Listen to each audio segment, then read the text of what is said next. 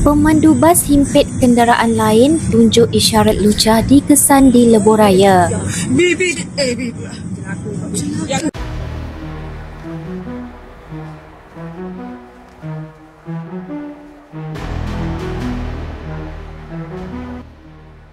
Aksi berbahaya seorang pemandu bas ekspres yang dirakam memandu secara melulu kini tular di media sosial sekaligus mencetuskan kemarahan warganet yang bimbang akan keselamatan pengguna jalan raya.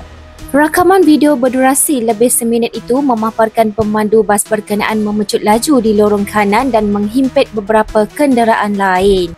Pemandu bas terbabit bukan sahaja memandu laju melebihi had yang dibenarkan, malah secara agresif memotong kenderaan lain tanpa memberi isyarat sebelum dilihat menunjukkan jari tengah ke arah sebuah kenderaan lain. Lebih membimbangkan, insiden itu dipercayai berlaku di Lebuhraya Utama yang sibuk dengan kenderaan.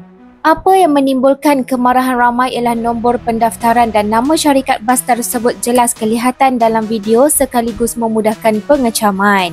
Malah beberapa pengguna media sosial mendakwa ini bukan kali pertama bas yang sama terlibat dalam pemanduan berisiko.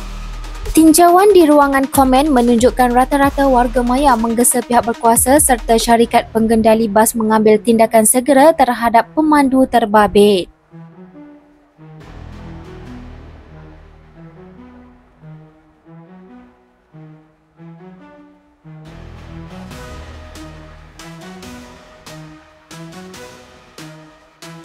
Laju-laju nak rakam. Dan gimana? Awak, itulah jangan laju-laju. Kita nak rakam ni.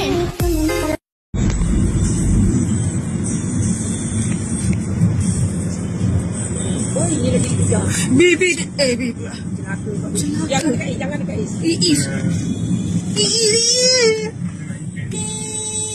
Ambil video.